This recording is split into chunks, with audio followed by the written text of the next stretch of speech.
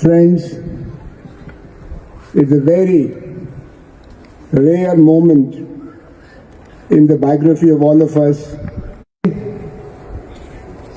Not only sunlight, we are also facing a deep crisis.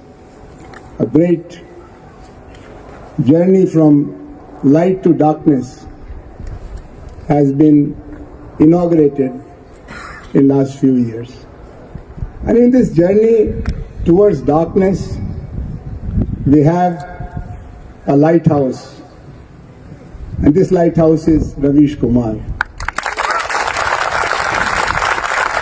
अंधेरे में जब कोई फंसता है तो उसी को पता है कि अंधेरे में मशाल का होना, रोशनी का होना कितनी राहत देता है। हम लोगों के लिए मीडिया की दुनिया में रवीश कुमार जी का होना पूरे हिंदुस्तान के लोगों के लिए सच के साथ चलने की एक कवायद होती थी। लेकिन हमको ये नहीं मालूम था कि ये टेलीविजन के पर्दे पर आने वाले अंदर से इस हद तक ईमानदार होंगे।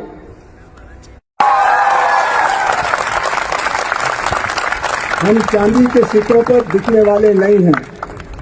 हम तुम्हारे डर से चुप रहने वाले नहीं हैं। हम भारत की संतान हैं और भारत जैसा चाहेगा वही हम कहेंगे, वही बोलेंगे, वही करेंगे। और सलाम इस हिंदुस्तान को कि जिस दिन रवीश भाई ने एनडीटीवी पर अडानी दरबार के कब्जे का विरोध करते हुए इस्तीफा दिया, 48 घंटे में रवीश कुमार के साथ 45 लाख लोग खड़े हुए। ये हमारे यकीन को मजबूत करता है। आज ये जो जवाहरलाल नेहरू विश्वविद्यालय अध्यापक संघ ने 4 दिनों का मोज़ाइक प्रोग्राम बनाया और जुड़ते और जोड़ते समझाने के लिए तरह तरह के उपाय किए, उनमें रवीश भाई से संवाद एक महत्वपूर्ण मोड़ है। हम इनकी निगाह से हिंदुस्तान को देखते रहे हैं, इनकी जुबान से समझते। लोगों का सबसे बड़ा अरमान है, लेकिन जेएनयू पिछले कुछ वर्षों से 3-4 वर्षों से एक अनाथालय जैसा बन गया था। जिसका मन आया लाठी लेके चला आया, कभी छात्र संघ की अध्यक्षा को पीटा, कभी अध्यापिकाओं को पीटा, कभी अध्यापकों को पीटा, और दिल्ली पुलिस और भारत सरकार मिली रही, गुंडों से जुड़ी रही।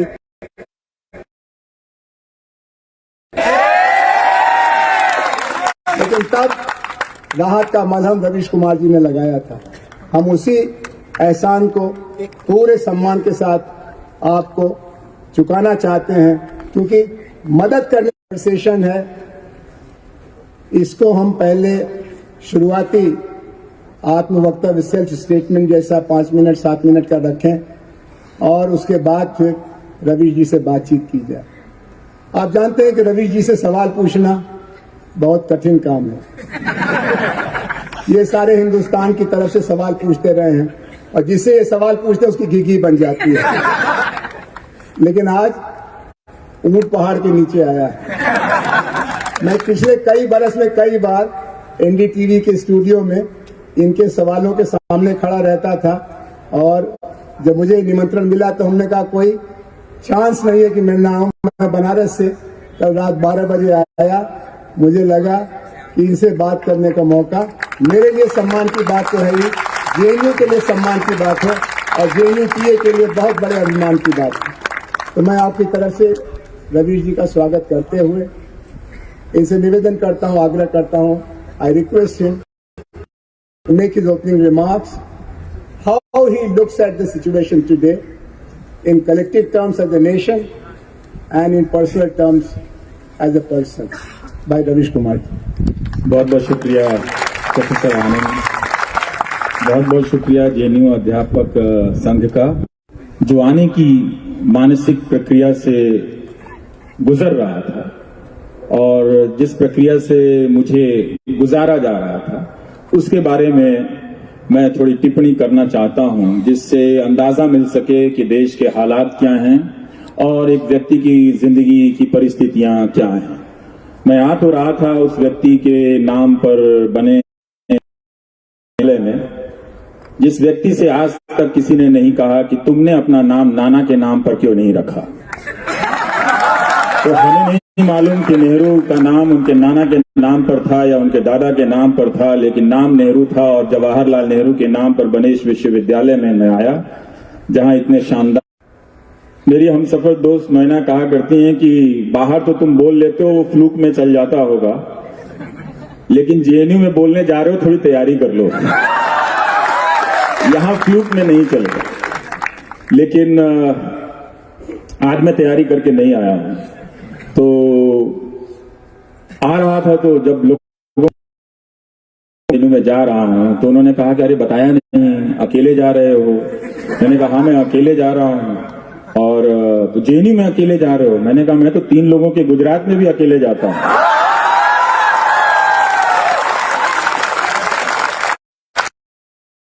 तीसरे का नाम आप नहीं जानते बनाने के लिए, लेकिन जब आपके सामने सच्चाई की खबरें खड़ी हुई तो आप उसका इस्तेमाल अपने प्रोपेगेंडा के लिए भी नहीं कर पाए। दरअसल झूठ की यही हालत होती है, चलता वो बहुत लंबा है, टिकता भी बहुत लंबा है, लेकिन जिस दिन भरभराता है उस मदद।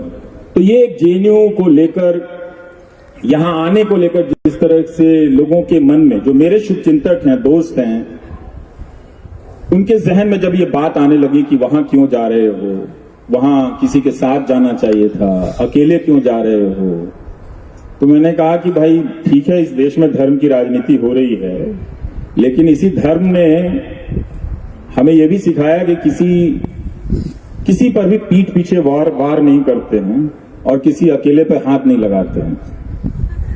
तो कोई भी इतना धर्म विरोधी नहीं होगा कि मुझे अकेले पर हाथ डाल देगा। तो मैं अकेला ही आया हूं। तो ये एक हालात हैं सर। 2014 के बाद जिस तरह से पहले ही दिन से मीडिया के न्यूज रूम के भीतर जो हमला हुआ था, उसको लेकर जो मेरी छटपटाहट थी वो आने वाले वर्षों में होती चली गई। तब मुझे मेरे ही करीब के लोग कहा करते थे कि कुछ ज्यादा आपकी प्रतिक्रिया है, बहुत तीखी है, सच्चाई ऐसी नहीं है और ये देश ऐसा नहीं है। देश कभी भी एक तरफा नहीं झुकेगा और ऐसा नहीं होगा कि न्यायपालिका सवाल के रूप में खड़ा हो जाता है कि उमर खालिद के साथ जो कुछ भी हुआ हो रहा है। हम इस स्थिति में पहुंच गए हैं कि जामिया, जब एक जेएनयू का मेयार गिरा दिया गया तो बगल में जामिया पर भी हमला हुआ और वो भी अपने आप को नहीं बचा सका। उसके छात्रों के खिलाफ जो पहला फैसला आता है और उसमें जज की जो टिप्पणी है, उस टिप्पणी पर देखिए हाईकोर्ट का फैसला आता है। तथ्य तो एक ही हो सकता है ना कि पुलिस के पास सबूत नहीं, और वो सबूत नहीं है और किसी बेगुनाह को आप हफ्तों, महीनों, वर्षों जेल में डाल दें, तो उसका एक संदर्भ बनता है कि किस संदर्भ में बिना सबूत के छात्रों को आप डाल सकते हैं। तो उस संदर्भ पे उनकी न्याय की जानकारी में, कानून की जानकारी में वे अपने स्तर पर फैसला ले सकते हैं, मगर ट्रोल किए जाने या किसी अन्य आशंकाओं की वजह से, एप्रीहेंशन की वजह से वो जमानत का फैसला तक नहीं दे रहे हैं। जब जज की प्रक्रिया की एक सच्चाई है, हर दौर की सच्चाई है, हर सरकारों की सच्चाई है, हम सब जानते हैं, और उसे एक स्पंज करा दिया जाता है, फिर बाद में जज रिक्यूज कर लेते हैं। जो भी परिस्थितियां हैं हम सब देख रहे हैं, मगर हम कब तक देखेंगे? क्या हम देख रहे हैं? क्या हम बोल रहे हैं? उस अनुपात में इन प्रश्नों को हम सबको इन प्रश्नों के सामने खड़े करना पड़ेगा कि हम क्या इसके समक्ष हैं। हम इसके समक्ष खड़े हैं, बोल रहे हैं, मगर हमारा अनुपात छोटा है। सत्ता जिनके कब्जे में है, का अहंकार इतना ज्यादा हो गया है कि अब चीजों को, सवालों को वो सत्ता में होने के हिसाब से बोल रहे हैं। ऐसा लगता है कि उनके पास अपना जवाब नहीं था, तो उन्होंने उस जावेद अख्तर का संवाद चुरा लिया जिस जावेद अख्तर से वो नफरत करते हैं। जाओ पहले अपने भाई का साइन लेकर आओ, उससे होकर गुजरना पड़ेगा सवालों को। जिन्हें झोपड़ी मिली है, घर मिला है, उनसे आपके सवालों को होकर गुजरना पड़ेगा। जिन्हें हमने बिजली का कनेक्शन दिया है, उनसे गुजरना पड़ेगा। तो उन सब का आप साइन लेकर आएंगे, तब आप अदानी के बारे में सवाल पूछ सकते हैं कि आपका अदानी से रिश्ता क्या है। तो हम इस मकाम पर खड़े हैं। बहुत अच्छी बात है कि इसी जेएनयू से चीजों को ध्वस्त करने की शुरुआत हुई थी, और जो हमला था वो एक लैंडमार्क है इस देश की राजनीति का। वो एक विश्वविद्यालय पर, क्योंकि मुझे लग रहा था आए तो सब लोग हैं, कुछ सेब लेकर आए होंगे, कुछ अंडे भी, तो मैं 2 तरह के रुमाल लेकर आया था, और लगता है उसकी जरूरत नहीं पड़ेगी। पर यह अच्छी बात है कि उनमें भी धीरे धीरे आगे चलकर सुनने की सहनशीलता विकसित हुई, और ये सहनशीलता उनमें खुद से नहीं हुई, क्योंकि उन्हें जिस तरफ बहाया जा रहा था, वो अच्छे लोग थे, वो जरूर अलग धारा में सोचने के प्रशिक्षित लोग हैं, और अलग तरह की धाराओं में सोचने वाले लोग होने ही चाहिए। अगर नहीं हो तो फिर जेएनयू होने का कोई मतलब नहीं रह जाता है। तो उनका होना भी जेएनयू को समृद्ध करता था। लेकिन जिस तरह से नकारपोश लोग यहां के हॉस्टलों में घुस आए और आज तक नहीं पकड़े गए, वाकई मुझे लग रहा था कि क्या मुझे भी मंकी कैप लेकर चलना चाहिए, कि बोल कर तो आऊं मगर किसी को पता ना चले कि रवीश आया था। तो वो अब नहीं है, चीजें बदल रही हैं। इसी तरह से चीजें खूबसूरत होती रहें, और जब हम कहें कि बागों में बहार है, तो लोग भी कहें कि हाँ वाकई में बहार है। यहाँ आप आ सकते हैं, यहाँ पर आप बोल सकते हैं। तो ये जेएनयू वो अर्जित करता है जिस जेएनयू के नाम पर पूरे देश के विश्वविद्यालयों में या पूरे देश के छात्रों में, जिनके भीतर एक सपना पनपा था अच्छी यूनिवर्सिटी का, उसे कुचला गया। उसके सपने से जेएनयू को विस्थापित कर दिया गया। लेकिन ये नहीं बताया गया कि अगर जेएनयू नहीं तो दूसरा आदर्श विश्वविद्यालय कौन है, उन्हें ये नहीं बताया गया। पर कितनी सुंदर बात है कि इन तमाम हमलों के बीच जेएनयू खड़ा रहा कि हम नहीं, दूसरा कौन है ये हम नहीं जानते, मगर दूसरे का नाम आने से पहले हम ये जानते हैं कि हम हैं। तो आप हैं, तो आप सबका होना हमारे वक्त के लिए बहुत अच्छी बात है। उस वक्त भी जो यहाँ के छात्र थे, उन्होंने रातों को जागकर उस हमले का मुकाबला किया था। वो सब इस इतिहास के विद्यार्थी हैं। वो सब गुमनाम होते हुए भी इस इतिहास में दर्ज किए जाएंगे।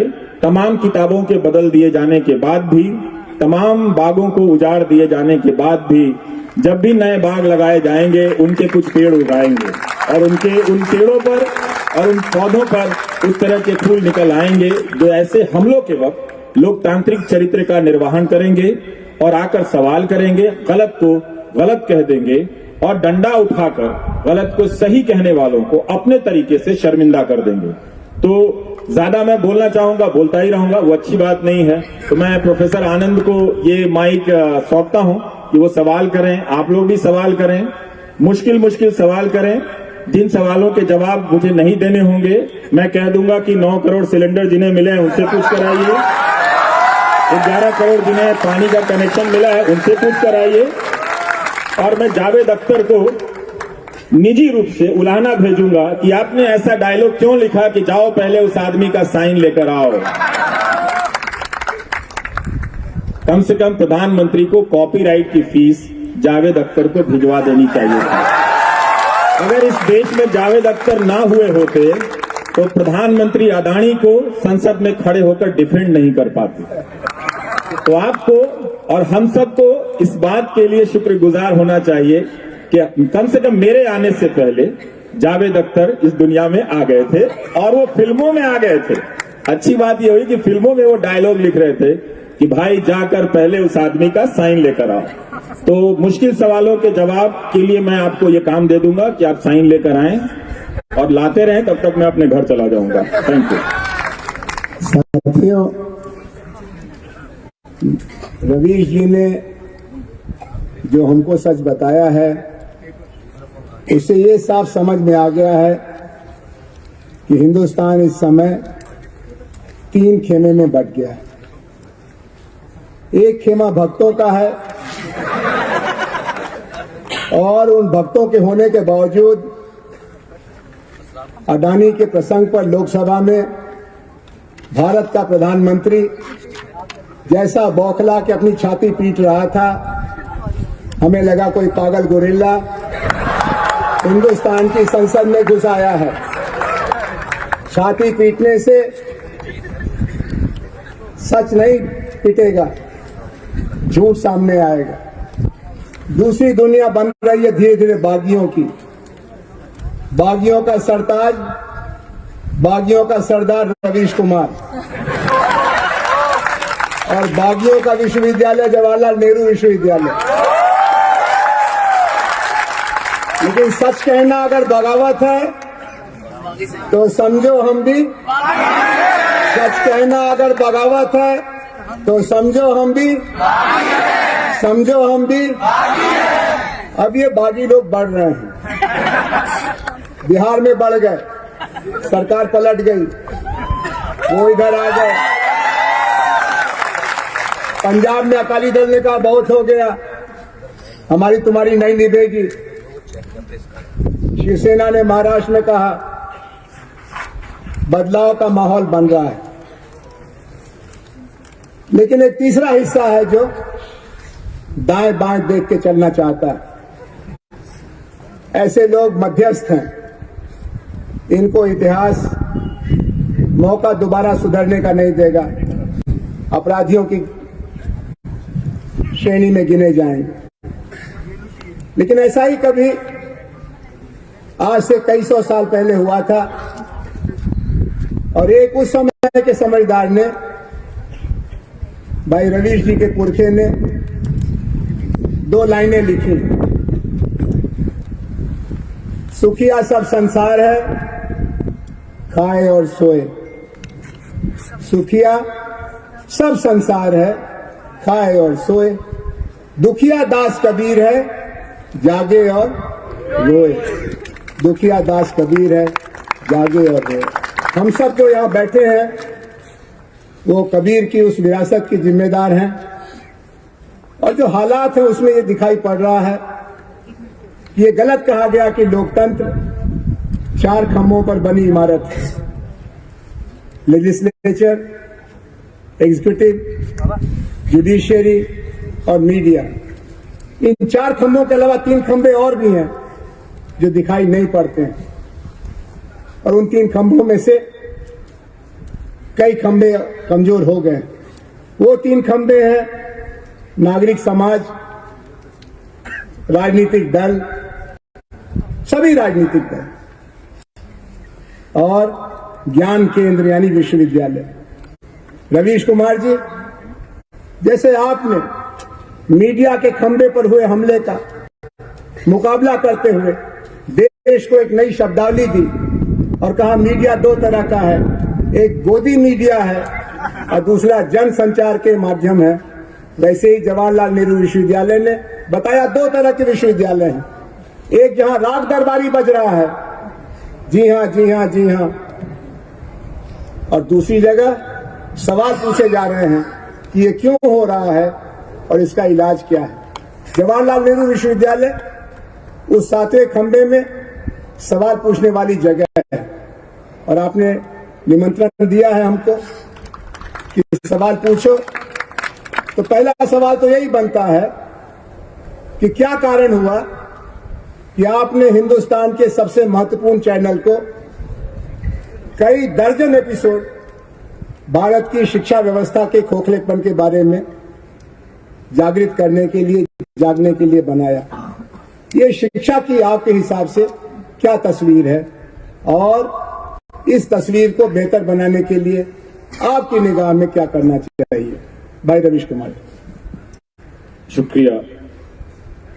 हम सब, इस देश का एक दुर्भाग्य है कि ज्यादातर लोगों को आप कई पीढ़ी के लोगों से पूछें कि आपकी नजर में अच्छी यूनिवर्सिटी क्या है, तो उनके पास कोई जवाब नहीं है, उनके पास कोई उदाहरण नहीं है। कई पीढ़ी, आज की पीढ़ी से भी, हमसे पहले की पीढ़ी से भी, उनसे पहले की पीढ़ी से, तो वो 2-3 जवाबों के बाद खत्म हो जाता है कि अगर आप IIT नहीं गए हैं, अगर आप जेएनयू नहीं गए हैं। लेकिन देश में और भी कई सैकड़ों विश्वविद्यालय हैं, तो मुझे बार बार जब 2014 के बाद नौजवान बहुत हमलावर हो गए, कहीं भी दौड़ पड़ते थे, दौड़ाने लग जाते थे, तो मुझे लगता था कि यही इन लड़कों में ये दुर्गुण कहां से आ गया। मतलब ठीक है, हर समय के नेता जनता को अलग तरीके से बांधने हाँकने की कोशिश करते हैं, पर ये तो एक नेता के लिए पूरी जनता मुझे ही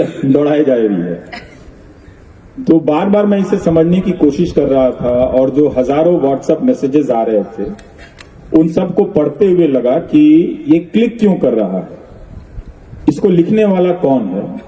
तो मैं एक निष्कर्ष पर पहुंचा कि जो लिखने वाला है वो बहुत ही हाई क्वालिटी के ट्रेंड लोग हैं जो व्हाट्सएप लिख रहे थे, जिनका आप जैसे लोगों की बिरादरी के लोग मजाक उड़ा रहे थे, पर मैं उनकी उस भाषा का, उस कंस्ट्रक्ट को बहुत गौर से देख रहा था कि इसके पीछे बहुत ही प्रबुद्ध लोगों का दिमाग है, और बहुत ही हाई एंड लेवल पे जाके, या मतलब आपके ही स्किल का कोई प्रोफेसर, आपके ही स्किल का कोई स्टूडेंट, या आपके ही स्किल का कोई रिसर्चर ये काम कर रहा था, जो एक झूठ को इस तरह से, ऐतिहासिक झूठ को, धार्मिक झूठ को इस तरह से कंस्ट्रक्ट कर रहा था कि उन लोगों को लग रहा था कि पहली बार उन्हें नॉलेज मिला। तब बात मुझे समझ में आई कि ज्ञान का अंतर या ज्ञान की असमानता इस देश में आर्थिक असमानता से भी ज्यादा है। हम और आप में पैसे का बहुत फासला हो सकता है, आप छात्रों के बीच भी पैसे का बहुत फासला हो सकता है।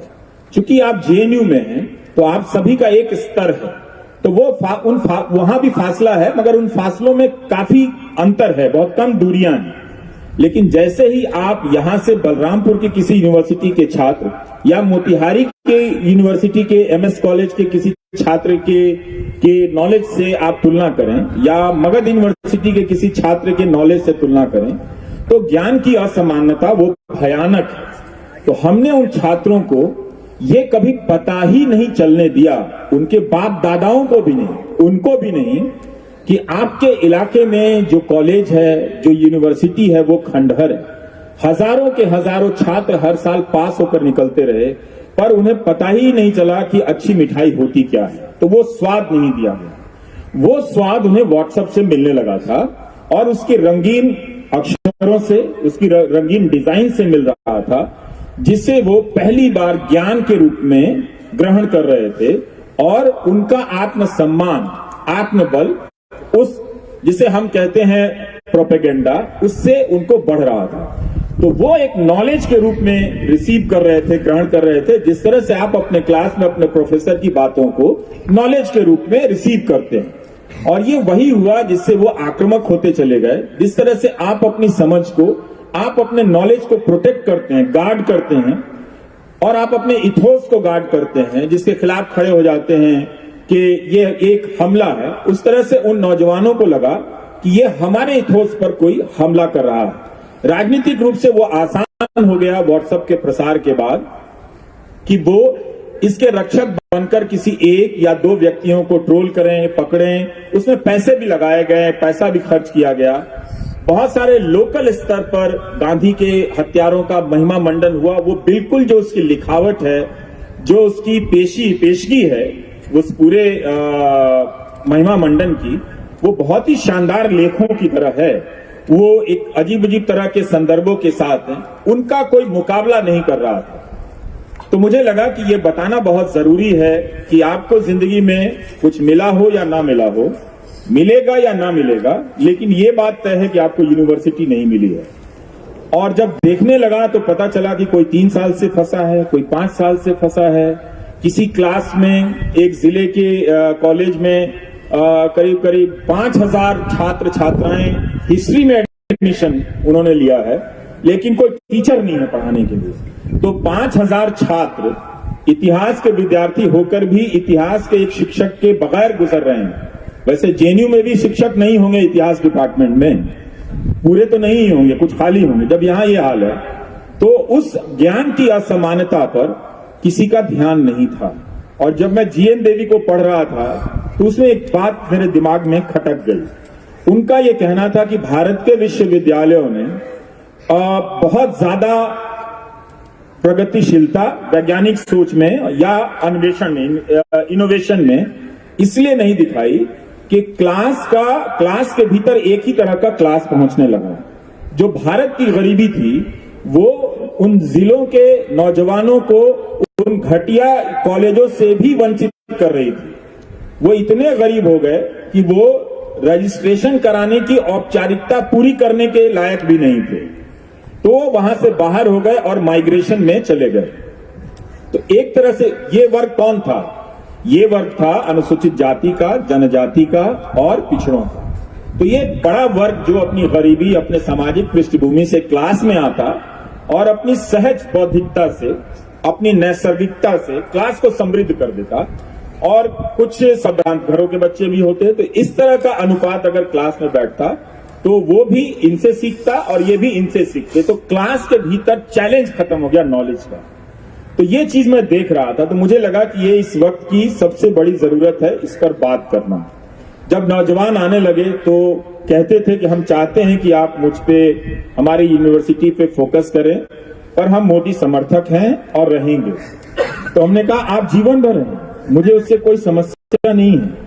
अगर आपने राजनीतिक शादी कर ली है आप निभाइए उसे, मुझे उससे कोई समस्या नहीं है।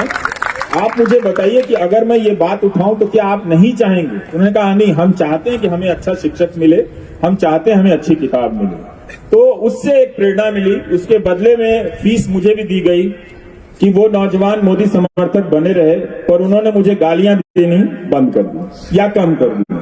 तो वो एक अच्छा ट्रेड ऑफ था दोनों के बीच में, और इसका एक फायदा तो हुआ। कई जगह सत्रों में करेक्शन आया, कई जगह शिक्षक बहाल किए गए, और कई जगह वाइस चांसलर ने भी माना कि हाँ ये एक बड़ी समस्या है।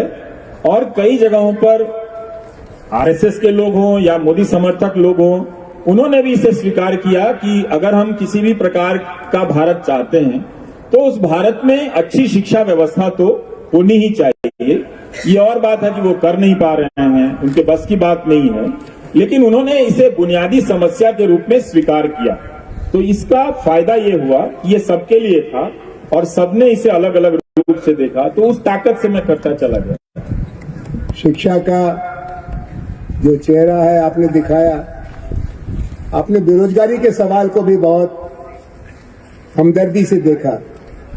अक्सर हम बेरोजगार नौजवानों को दोष देते हैं कि तुमने पढ़ाई अच्छी नहीं की तो तुमको नौकरी कैसे मिलेगी, या अगर पढ़ाई अच्छी की है तो कहते हैं कि तुम्हारे बाप के पास इतना पैसा नहीं है कि लक्ष्मी पूजा कर सके तो नौकरी कैसे मिलेगी, या कहते हैं कि तुम्हारी भाषा अच्छी नहीं है, तो तुम मम्मी डैडी कल्चर से नहीं आए और नौकरी बड़ी चाहते हो। आपने इन सब सवालों को परे करके जॉबलेस ग्रोथ का सच सामने रखा। अभी जो बजट आया है उसके बारे में फिर दावा किया जा रहा है कि जॉब बूम होने वाली है और थोड़ा सा इंतजार और करो। आप इस धोखे के बारे में अन्य लोगों से अलग क्यों लिखते हैं या क्यों कहते हैं? क्योंकि मुझे उनके ही समर्थक आकर बताते हैं कि उनकी हालत खराब है, और वो ये भी बताते हैं कि वो पाला नहीं बदल सकते।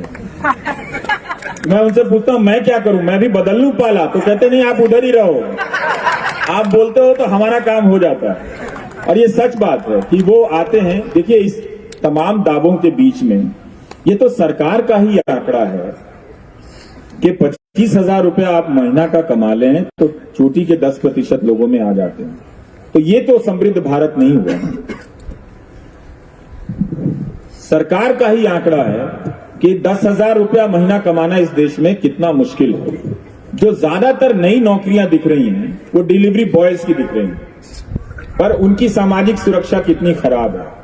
आप उनको देखिए कि वो कम पैसे में दिन रात, उस वक्त में जब सड़क पर बाइक चलाने के लिए जगह नहीं है, उसी जैम के भीतर में उनके लिए एक रोजगार आया है। जो डिलीवरी कर रहे हैं, घरों में भाग रहे हैं, हाँफ रहे हैं, लेकिन महीने का 10,000 या 20,000 रुपया भी नहीं कमा पा रहे हैं। तो ये जॉब क्रिएट किया है इन्होंने इनकी आर्थिक नीतियों में।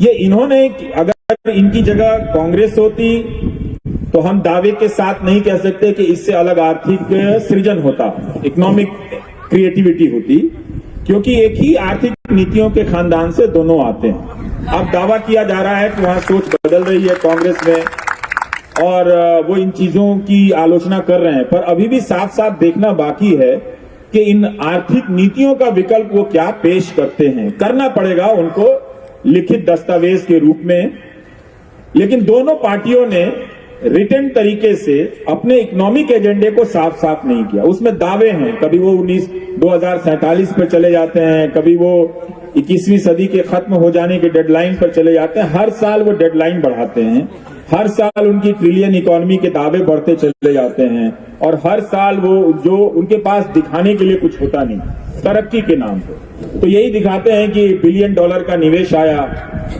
पर ये नहीं बता पाते कि अदानी की कंपनी में जो निवेश आया वो मॉरिशस से कैसे आ गया, आया कि नहीं आया। तो जो आर्थिक नीतियां हैं वो जरूर कुछ घरानों के लिए समृद्धि देने वाली हैं, पहले से भी चली आ रही हैं।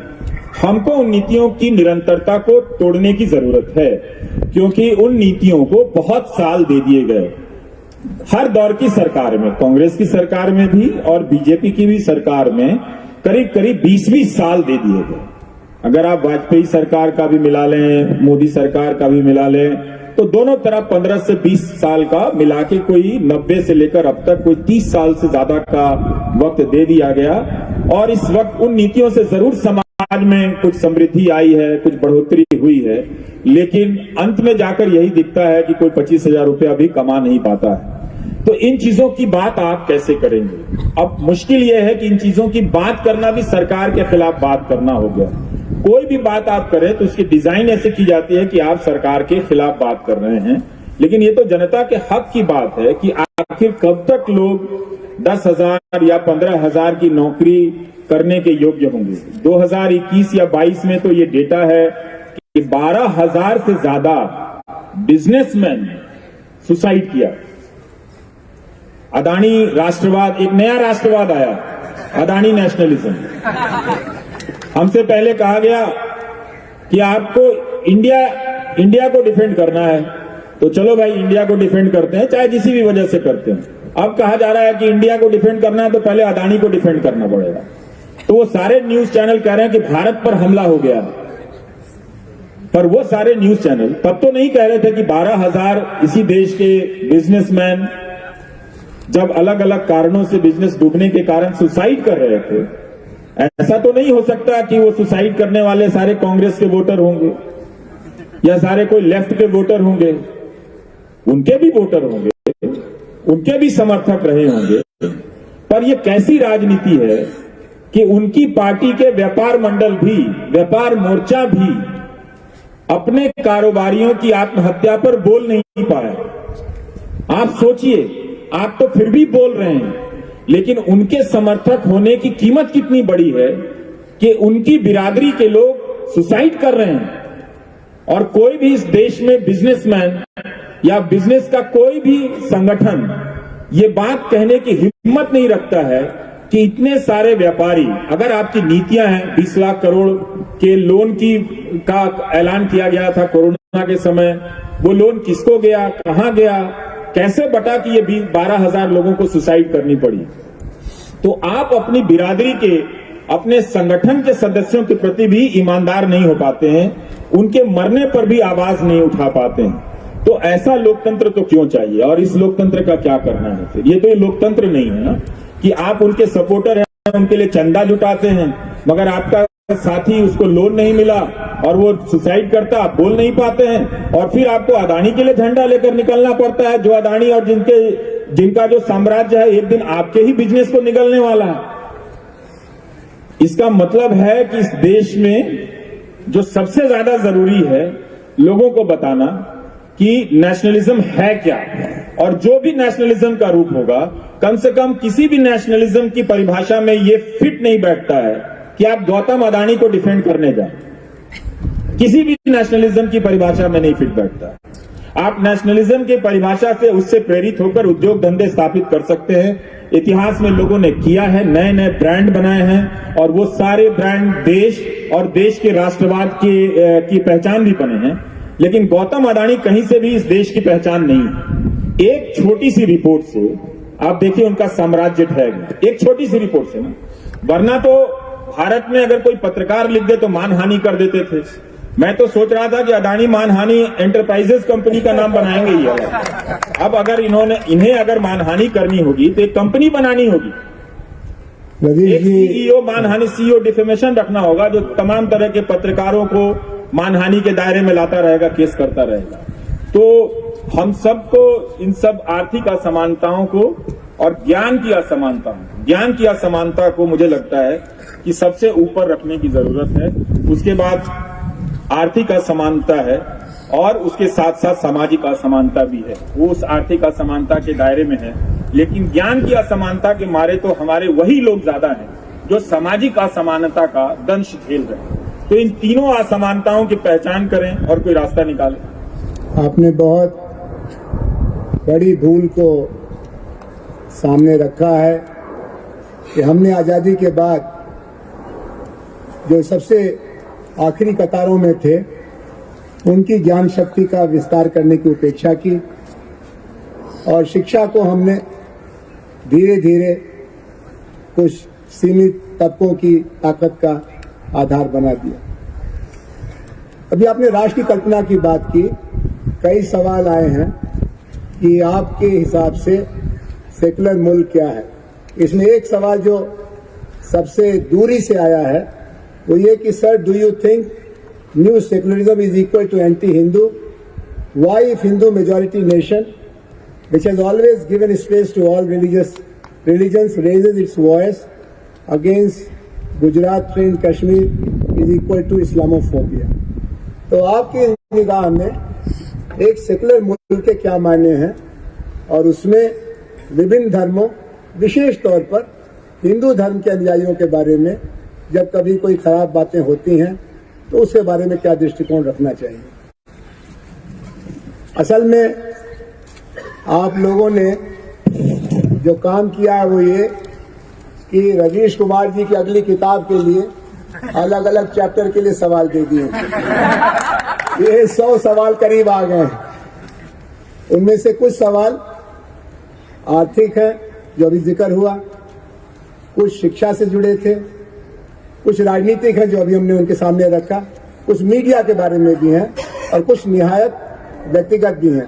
तो अगले समय में, क्योंकि हम चाहेंगे कि रवीश जी बिना हमारे बीच की टिप्पणी के बोले, तो एक टुकड़ा ये अभी भारत की राजनीति, राष्ट्र निर्माण की रणनीति के बारे में, इसके बाद मीडिया कल्चर के बारे में और इसके बाद इनकी पर्सनल जो ट्रेजेक्ट्री बन रही है उसमें इनको साहस कहाँ से मिल रहा है, उसमें ये तन के खड़े क्यों हैं, ये झुक के चल क्यों नहीं रहे हैं, ये रेंग क्यों नहीं रहे हैं, ये उनका चप्पल अपने सिर पर लेके घूम क्यों नहीं रहे हैं, ये सवाल हम इससे उठाए।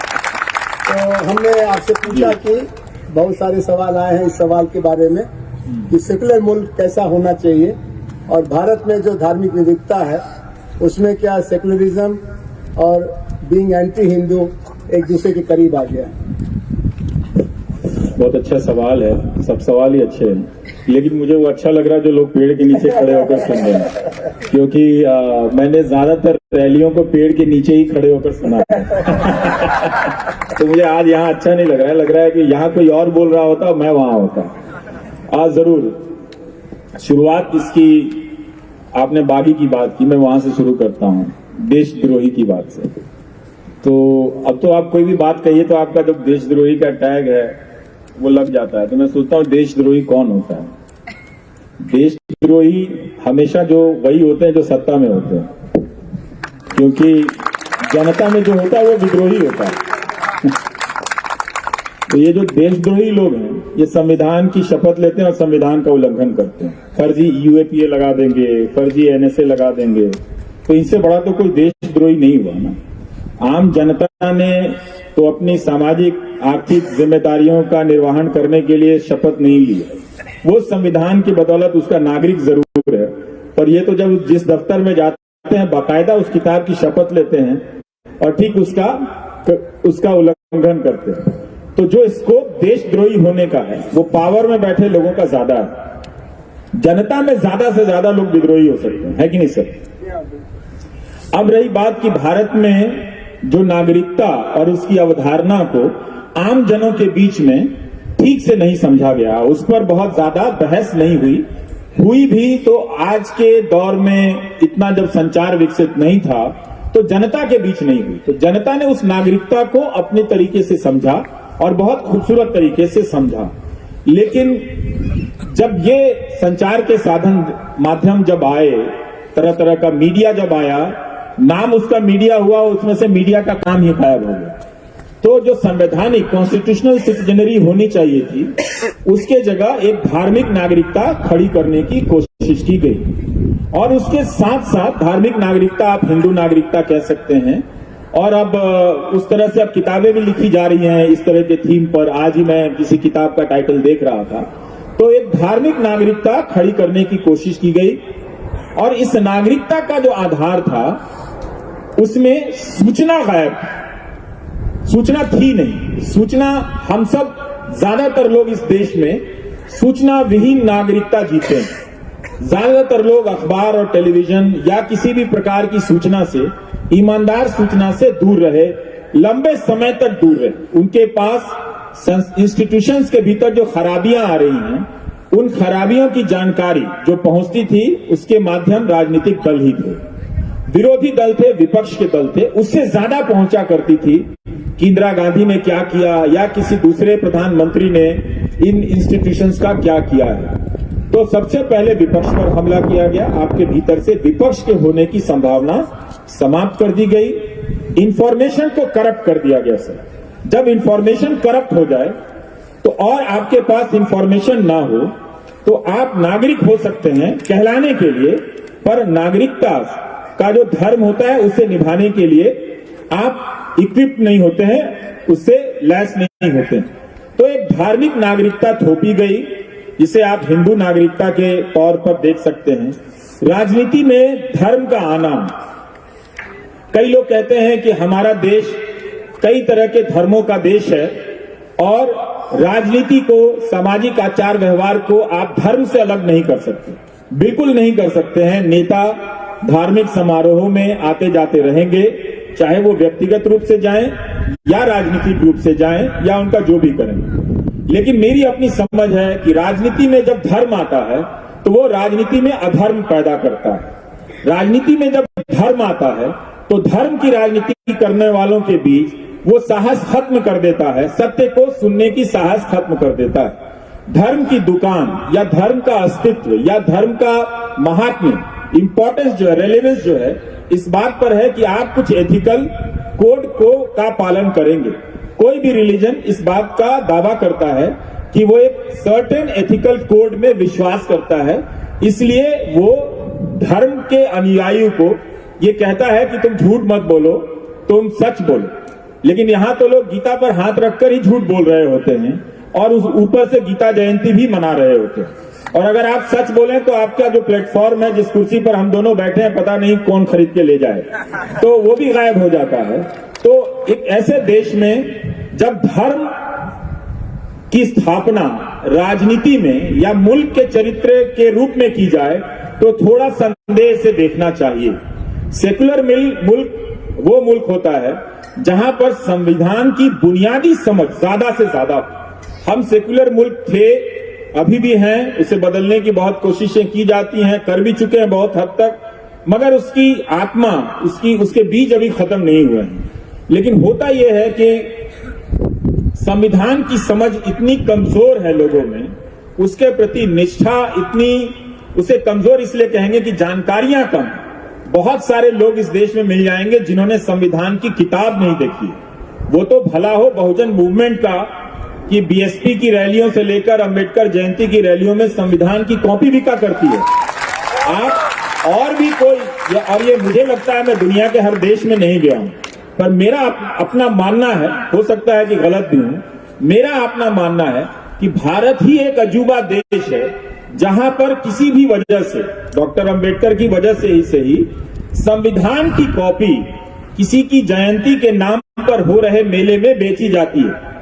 लोग संविधान को गीत के रूप में गाते हैं, और उनके गीतों में जो भीम गीत है, जो अंबेडकर के गीत हैं, जो मराठी में ज्यादा लोकप्रिय हैं और भी दूसरी भाषाओं में होंगे ही, उसमें संविधान का जो थीम है वो ज्यादा है। तो उस देश में भी अगर ये ना होता तो बहुत सारे लोग संविधान की किताब या कॉपी का दर्शन तक नहीं किए होते। अगर कांशीराम की राजनीति ना आई होती तो लोगों ने अंबेडकर की प्रतिमा तो देखी, पर यह नहीं देखा कि उस प्रतिमा में एक किताब भी है। उस किताब के बगैर बहुत कम अंबेडकर की मूर्तियां लगाई गई। अगर एक हाथ उनका उठा हुआ है, एक उंगली सामने की तरफ है, तो एक हाथ में वो संविधान की किताब भी है। तो कॉन्स्टिट्यूशन को जनता के बीच ले जाने का काम अभी भी पूरा नहीं हुआ। बहुजन मूवमेंट ने हमें ये राजनीतिक विरासत में सौंपने का काम किया है, या उसे आप अंबेडकर मूवमेंट कहें जिसने महाराष्ट्र में ये काम किया है, तो संविधान जनता तक पहुंचा नहीं। तो नागरिकता या देश, इसकी समझ आप जरूर धर्म, उसकी संस्कृतियों, क्योंकि ये सब उसकी शिराएं हैं, इसके बगैर तो शरीर बनता नहीं है, मगर आत्मा तो संविधान है। और जो सेक्युलर देश है उसका मतलब यह है कि वो कॉन्स्टिट्यूशनल देश हो। उसका मतलब है कि आप संविधान की नजर से सबको बराबर समझें। उसका मतलब ये नहीं कि आप किसी एक धर्म के लोगों को आप इतना प्रताड़ित कर दें, उसके अधिकार बोध खत्म कर दें और दूसरे लोग शांतिपूर्ण तरीके से उसे देखें, सहमति जताएं। नागरिक हम नहीं हैं। नागरिक अगर हम होते तो एक नागरिकता के आधार पर दूसरे नागरिक के साथ हो रही गलतियों को, ज्यादतियों को हम महसूस करते। हम सामाजिक जरूर हैं, हम पारिवारिक बहुत ज्यादा हैं। तो अपने परिवार में कोई बीमार होता है तो हम बहुत चिंतित होते हैं। अपने देश में किसी को अवैध रूप से सिद्दीक कप्पर, जिसने वो रिपोर्ट तक ना लिखी और उसे 28 से 18 महीने के लिए जेल में डाल दिया गया, हम उसके दर्द को महसूस भी नहीं करते हैं। ये इसलिए नहीं होता है क्योंकि हमारे भीतर नागरिकता नहीं है, हमारे भीतर संविधान आधारित राष्ट्र नहीं है, हमारे भीतर संविधान आधारित सेक्युलर समझ नहीं है। हमने सेक्युलरिज्म को हमेशा धर्म के कॉन्टेक्स्ट में समझा है, हमने सेक्युलरिज्म को कॉन्स्टिट्यूशनल ड्यूटी के रूप में नहीं समझा है। संविधान ने बाद में इसे जोड़ा गया या नहीं जोड़ा गया, संविधान ने अपने तमाम अधिकारों से और अपने तमाम बिंदुओं से हम सबको यही कर्तव्य दिया कि आप एक दूसरे के लिए महसूस करेंगे, एक दूसरे के लिए सुरक्षा चौकीदार बनने का काम करेंगे। मगर यहां तो आपकी चौकियां लूट ली गई और जिस पर लूटने का इल्जाम लगा उसने ही कह दिया वो चौकीदार। तो अब क्या कर सकते हैं? तो मेरी नजर में ये बहस चलती रहनी चाहिए। ये मैं इसमें लेकर मैं अपने तौर पर बहुत स्पष्ट हूं कि हिंदू राष्ट्र भी होगा तो क्या उसमें कोई जज इतना डरपोक होगा कि बेल नहीं देगा? तब तो हमें ऐसा हिंदू राष्ट्र भी नहीं चाहिए। जो लोग हिंदू राष्ट्र की कल्पना में दिन रात खपाए बैठे हैं, मैं उन्हीं को बुलाकर पूछना चाहता हूं कि तुमने ऐसा हिंदू राष्ट्र क्यों चाहा कि जहां एक जज इंसाफ ना कर सके? तुमने ऐसा हिंदू राष्ट्र क्यों चाहा कि किसी अकेले को घेर कर मार दिया जाए? क्या तुमने इसके लिए हिंदू राष्ट्र चाहा? अगर आपको इतिहास में मौका मिला ये बनाने के लिए, तो क्या आपने ये उत्तम आदर्श प्रस्तुत किया कि आप गौतम अडानी को लेकर सवाल उठा तो आप बोल नहीं पाए? क्या आप हिंदू धर्म का ये कमजोर चेहरा देखना चाहते हैं? हर धर्म अपने अनुयायी को एक चरित्र देता है और वो चरित्र है, आप सिख धर्म में जाइए, सिख धर्म ने सिखों को क्या दिया है? सिख धर्म ने सिखों को एक चरित्र दिया है, कैरेक्टर दिया है। आप हो जाए कुछ भी, गुरुद्वारे में जाकर लंगर के बाहर जूते साफ करने पड़ेंगे। वो अपनी मर्सिडीज से उतरकर जूते साफ करते हैं। वो जाते हैं खालसा इंटरनेशनल बनाकर टर्की में और सीरिया में मदद करने चले गए हैं। तो क्या ये हिंदू राष्ट्र के अगर सबसे बड़े नायक हैं तो क्या ये उनका किरदार है कि जब आरोप लगे तो आप जावेद अख्तर का डायलॉग चुराकर बोलते हैं जाओ पहले उसका साइन लेकर आओ? तो ये क्या किरदार है? तो हम किसी भी तरीके से हिंदू राष्ट्र का कोई शिखर नहीं देख रहे हैं। अगर ये सपना था, जिस सपने को लेकर 100 साल चले हैं, तो हम उन्हीं की बात करते हैं। आपने ये दिखाया हमें कि आपने एक ऐसा अपना श्रेष्ठ नेता दिया जो अडानी का नाम लेकर नहीं बोल सकता।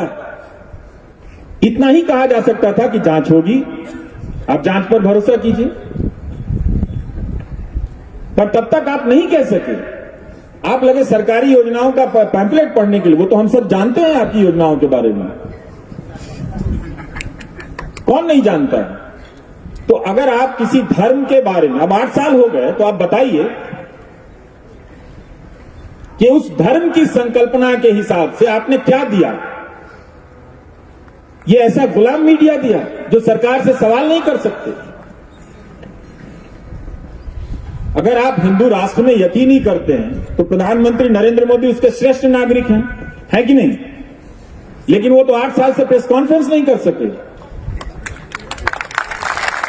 तो हिंदू धर्म तो सबसे खुला धर्म है। आप कहीं से कोई आ जाइए, एक संप्रदाय बना लीजिए, एक देवता ले आइए, सब कहेंगे हमें स्वीकार है, ले आइए इनको भी। आप इससे बगावत करके कोई संप्रदाय बनाना चाहते हैं, बना लीजिए, वो भी स्वीकार है। वो चल रहा है इतने हजारों साल की परंपराओं से। इसी धर्म में, धर्म के आज दयानंद सरस्वती जी की जयंती मनाई जा रही है, शायद दिल्ली में रैलियां निकल रही, लेकिन दयानंद सरस्वती जी तो बनारस चले गए थे शास्त्रार्थ करने, पुराणों को लेकर। उन्होंने कहा कि मूर्ति पूजा का कोई प्रावधान नहीं है, बाकायदा वो शास्त्रार्थ हुआ था। तो किसी ने उन्हें पत्थर तो नहीं मारे ना बनारस में। वो एक पार्क में गए, तमाम तरह के पंडित आए ये समझाने के लिए कि मूर्ति पूजा का प्रावधान है, ये कहते थे मूर्ति पूजा का प्रावधान नहीं। तो आप दयानंद सरस्वती की जयंती मना सकते हैं, पर दयानंद सरस्वती से दयानंद सरस्वती को मत छीनिए। आप धर्म के नाम पर यही कर रहे हैं। तो धर्म के नाम पर 8 साल में अभी तक आपने कोई भी ऐसा आदर्श स्वरूप स्थापित नहीं किया। तो इसका मतलब है कि उसमें स्थापित करने के लिए कोई संभावना ही नहीं है।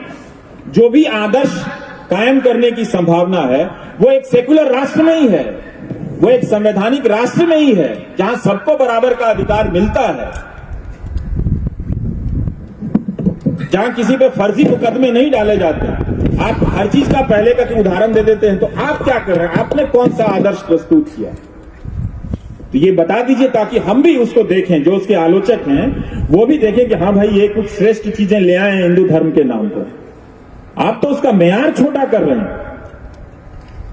जिस धर्म ने धर्म के भीतर धर्म के इतने बड़े बड़े आलोचक दिए, जिसकी बुराइयों को लेकर आज तक आंदोलन चल रहा है, चला ही है ना, जाति प्रथा को लेकर आंदोलन तो चल ही रहा है ना, और चलता ही रहेगा। कौन लाया? आप इस पे चले जाए, आधे अधूरे तरीके से बात करते हैं, पर उसको प्रिजर्व करने वाली संस्थाओं के साथ आप ही उठते बैठते हैं। क्या आप मना कर देंगे कि जो आरएसएस का सदस्य होगा वो क्षत्रिय महासभा का सदस्य नहीं होगा, जो आरएसएस का सदस्य होगा वो उसका ब्राह्मण महासभा से कोई लेना देना नहीं होगा? आप ये कर ही नहीं सकते। तो आपके भीतर दुर्बलताएं आ जाती हैं। धर्म के नाम पर अगर आप राष्ट्र की कल्पना करेंगे तो आपके भीतर एक गुलामी करने की प्रवृत्ति आ जाती है। फिर आप धर्म के आधार पर कोई भी राष्ट्र किसी को नचिकेता नहीं बनने देता है। रवीश जी, इसी धर्म में प्रश्नोपनिषद है कि नहीं है?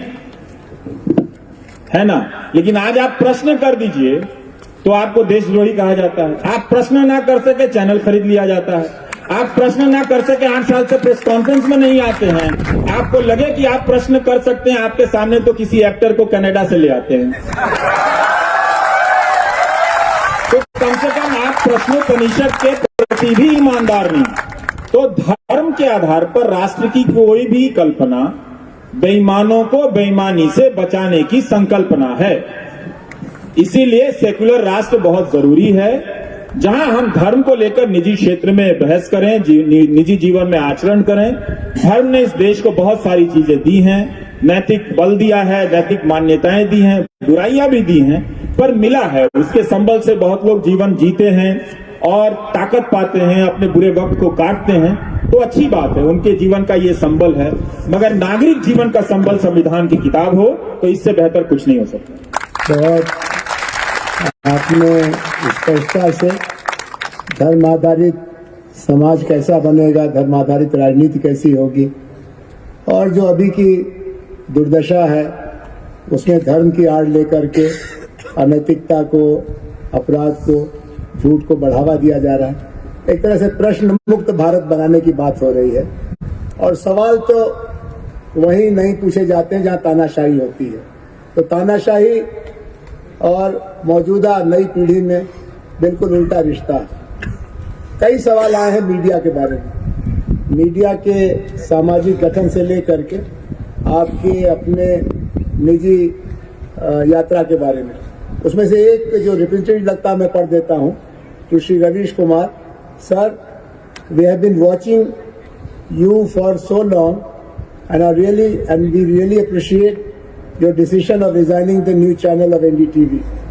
Sir, I don't have any specific question to you, but I think that I have started understanding your point of view over time.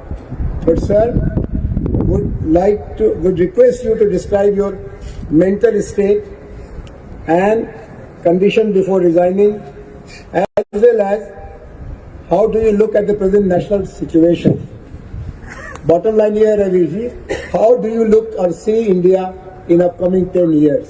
ये तो हम भी जानना चाहेंगे कि रवीश कुमार, जिन्होंने व्हाट्सएप यूनिवर्सिटी का पैदा होना देखा, जिन्होंने गोदी मीडिया का जन्म देखा, जिन्होंने अडानी का बढ़ता हुआ माया जाल देखा, और कितना बुरा वक्त देखेंगे, अब ये पूछना चाहते हैं। आपकी आशा का आधार क्या है? आप हमेशा, एक तो आप कवि हैं तो कवियों को पूरी छूट है कि निराशा में भी आशा देखें, लेकिन पत्रकार के नाते आपके पास कुछ ठोस आधार होंगे कि इस मुल्क की बनावट में, इन लोगों में, इन नई पीढ़ी के लड़के लड़कियों में कुछ तो ऐसा चमकता होगा जो आपको हताश होने से रोकता है। तो आप अपनी मानसिक या व्यक्तिगत परिस्थिति के बारे में बताएं। एक सवाल तो ये भी है कि आपकी दिनचर्या आजकल क्या रहती है, और एक सवाल और भी है जो हम लोगों को नहीं पूछना चाहिए लेकिन पूछना ही पड़ेगा, वो ये कि आप इतने व्यस्त रहते हैं फिर भी पढ़ने का इतना समय कैसे निकाल लेते हैं। ये सवाल हम अपने विद्यार्थियों से नहीं पूछ सकते, क्योंकि हमको मालूम है तो काफी पढ़ते हैं। जवाहरलाल नेहरू विश्वविद्यालय के विद्यार्थी 24/7 पढ़ाई में लगे रहते हैं। जो पढ़ना चाहिए वो तो पढ़ते ही है, जो नहीं पढ़ना चाहिए वो भी पढ़ते रहते हैं। भाई, इस्तीफा देने अचानक तो नहीं दिया, पर जब यह खबर आई कि अडानी एनडीटीवी खरीद रहे हैं, तो मेरे जो शुभचिंतक हैं वो मेरे लिए बहुत चिंतित हो गए, मुझसे ज्यादा हो गए, मैं भी चिंतित हो गया। जब आपके शुभचिंतक चिंतित हों तो आपको भी चिंतित होना ही चाहिए। तो उन्होंने कहा कि ऐसे मत छोड़ देना, देख लो कुछ सेवेरेंस मिल जाए, देख लो कुछ ये मिल जाए। तो मैंने कहा अच्छा ठीक है, मैं पूछ लूंगा, लेकिन मैं छोड़ना चाहता हूँ। तो और हर दूसरे दिन फोन आता था कि अभी आपको इस्तीफा देने की जरूरत नहीं है, ये लीगल बैटल है, ये महीनों चलेगा। तो मैंने कहा कि इस देश में लीगल बैटल उमर खालिद के लिए है, अडानी के लिए नहीं है। तो हफ्तों में हो जाएगा। और हवा जब बदलती है तो आप महसूस कर लेते हैं। इस वक्त की हवा थोड़ी सर्दी भी है और आने वाली गर्मी की तासीर भी है इसमें, तो आप महसूस कर लेते हैं। तो मैं एनडीटीवी के भीतर की हवा को महसूस करने लगा था, और ये जान गया था कि एक चैनल जिसके पास केवल एक चैनल है, अच्छा है चाहे बुरा है जैसा भी है, लेकिन अब उसके पास कोयले का खदान होगा, एयरपोर्ट होगा, समंदर के किनारे के बंदरगाह होंगे, रेलगाड़ियां होंगी, बिजली का मीटर होगा, बिजली का कनेक्शन होगा, क्या पता कल को पानी का कनेक्शन होगा। तो फिर हम रिपोर्ट क्या करेंगे? तो अडानी ही करेंगे। और वो सारी आशंकाएं बाद में साबित हो गई। एक दिन मैं एनडीटीवी के वेबसाइट पर देख रहा था कि 5 या 6 खबरें प्रो अडानी थी, और ये सब चल रहा था। जो उद्योगपति 2 सवालों का सामना नहीं कर सकता है, वो भाषण दे रहा है कि वो फाइनेंशियल टाइम्स जैसा बनाएंगे। उसी समय वो दैनिक जागरण में उसका एक फीचर इंटरव्यू छप रहा है। तो इन सब को देखने जानने के बाद अडानी एक स्वतंत्र कैपिटलिस्ट होते, कोई कैपिटलिस्ट से कोई मेरी लड़ाई नहीं है। अगर कोई गुजिया बनाने वाला, समोसा बनाने वाला उद्योगपति खरीद लेता तो मैं शायद कुछ दिन रुकता, पर अदानी को मैं कभी भी मोदी से अलग नहीं देख पाया, उनकी राजनीति के हिस्से से अलग नहीं देख पाया, क्योंकि उनका उभार उस दौर के समय, ऐसा नहीं है कि भारत में काबिल इंडस्ट्रियलिस्ट नहीं है, काबिल लोग नहीं हैं, लेकिन वो उनका एक्सटेंशन है। तो उनके ही एक्सटेंशन में नौकरी करने से अच्छा है करना और बीजेपी के दफ्तर में बैठ के पैम्फलेट लिखना, दोनों तो एक ही बराबर है ना। आप बीजेपी के दफ्तर में बीजेपी के लिए पैम्फलेट लिखो या एनडीटीवी के दफ्तर में बैठ के बीजेपी के लिए लिखो, दोनों बात बराबर है। तो हमने इस्तीफा दे दिया। मैं ये जानता था कि मुझे कोई काम नहीं मिलेगा, मुझे बहुत काम आता है अपनी इंडस्ट्री का, और वो काम किसी नैसर्गिक प्रतिभा से नहीं, मैंने खुद घिस घिस के सीखे हैं, पंचर बनाने से लेकर कार का इंजन बनाने तक। लेकिन प्रोफेसर आनंद, ये बात ये देश याद रखेगा कि मुझे किसी ने 2000 रुपए का ऑफर नहीं दिया काम का, और इस बात के लिए इस देश के लाखों करोड़ के विज्ञापनों से लैस मीडिया संस्थानों को शर्मिंदा तो होना ही पड़ेगा, आज ना करें। और मैं बोलता ही रहूंगा कि इस तरह के गोदी मीडिया को मत देखो, सब्सक्राइब मत करो। काम करते हुए भी बोला और उसके बाहर भी जाकर बोलूंगा, क्योंकि ऐसा नहीं है कि वो मुझे अफोर्ड नहीं कर सकते। ये राज भी कभी पता चल जाएगा तो आप सब जान जाएंगे कि इसे अफोर्ड करना तो सबसे आसान है पैसे के हिसाब से भी, लेकिन कोई कर नहीं सका। सबको मालूम है कि वहां छप जाएगा तो उसका पूरा कैरेक्टर बदल जाएगा। तो ये भाषण जरूर देंगे, कहानियां आपको विवेकानंद की सुनाएंगे, कहानियां आपको गौतम बुद्ध की सुनाएंगे, कहानियां आपको दयानंद सरस्वती की सुनाएंगे, लेकिन दयानंद सरस्वती की तरफ प्रश्न करने वाले को 2000 रुपए का नौकरी नहीं देते हैं। और जब मैं राधा वल्लभ त्रिपाठी का वीडियो आप सब यूट्यूब में देखिएगा, वो काशी का शास्त्रार्थ करके, बहुत शानदार वीडियो, उसमें बता रहे हैं कि उनके पास, दयानंद सरस्वती के पास पैसे की कमी ये नहीं थी, कोई एक सेठ था उनको पैसा देता था कोई अठन्नी चवन्नी में, जिससे वो पर्याप्त पैम्फलेट छपवा लेते थे, किताबें खरीद लेते थे और पूरे शहर में पैम्फलेट लगाते थे बाकायदा कि इस तारीख को मैं मूर्ति पूजा के विरोध में, पुराणों के विरोध में आज शास्त्रार्थ करने वाला हूं। आप मुझे वैसा भारत लाकर दे दो। इसलिए मैंने इस्तीफा दे दिया, और वो बात, मेरी सारी आशंकाएं साबित होने में कोई ऐसा नहीं कि इस साल भर का इंतजार करना पड़ा। 10 दिन में हिंडनबर्ग की रिपोर्ट आई, भर आ गया भाई साहब। अब वो रजत शर्मा क्या इंटरव्यू देने नहीं जा रहे हैं, बहुत पसंद करते हैं। तो वो सब मैं जानता था कि मेरे पास अगर YouTube नहीं होता तो मेरा जर्नलिज्म का कैरियर खत्म था, प्रोफेशनल कैरियर। जिस प्रोफेशन को मैं बिलोंग करता हूं, उस प्रोफेशन ने मुझे डिसोन कर दिया।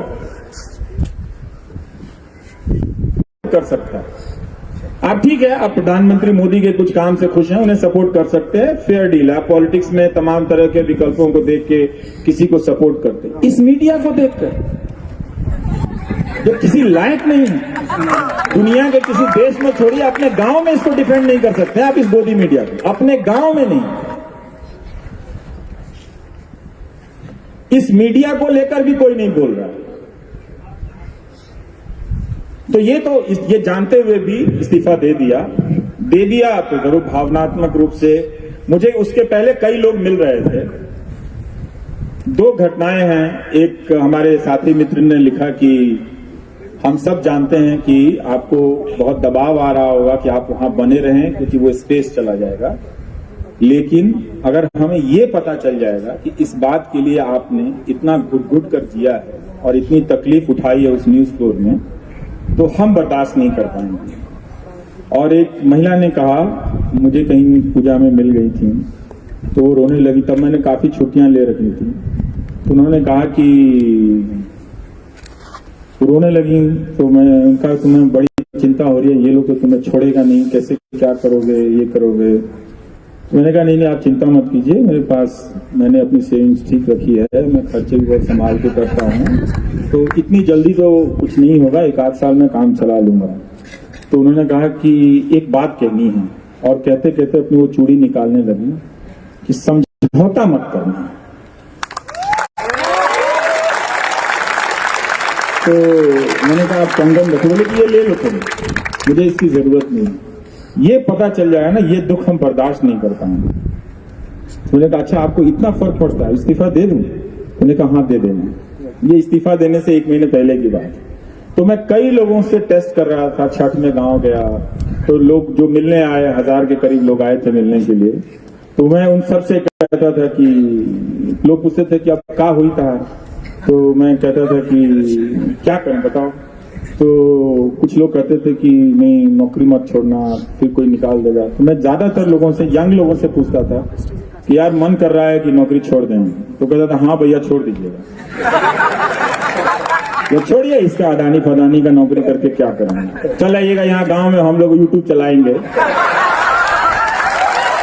तो हम बोले कि भाई यूट्यूब कैसे चलाते, हमको आता नहीं। तो सब अपने बैग से सामान निकाल के दिखाने लगे कि देखिए हाई फोन बा, हाई फोन बा, हाई फोन बा, हो जाएगा।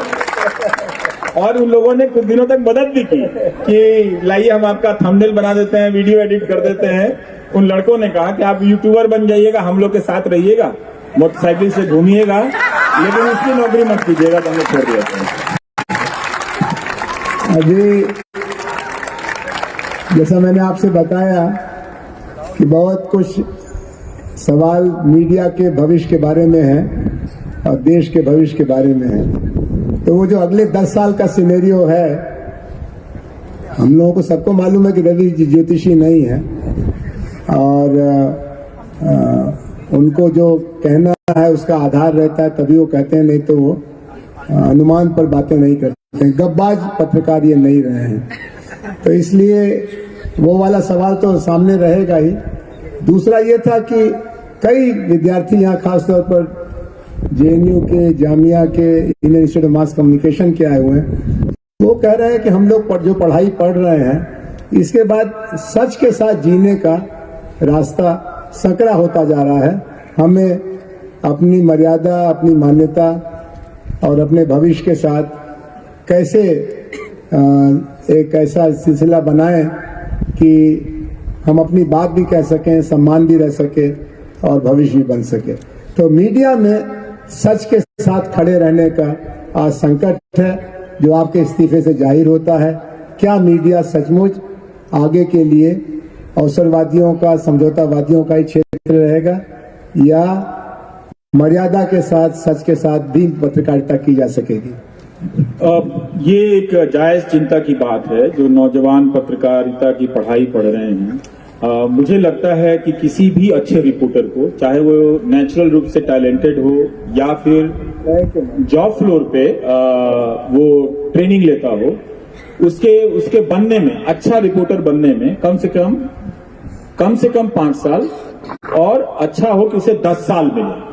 तो जब 10 साल मिलता है तो अलग अलग विषयों, विभागों को वो कवर करता है, फिर अपने तरह तरह के एडिटर की ट्रेनिंग से गुजरता है। स्टोरी लिखना, क्राफ्ट करना, ये सारी प्रक्रियाएं जो हैं वो खत्म हो गई हैं। इसके बगैर आप नौकरी तो पा जाएंगे लेकिन पत्रकार नहीं बनेंगे। पत्रकार केवल पढ़ने से नहीं होता, वो बहुत जरूरी है, खूब पढ़ना चाहिए।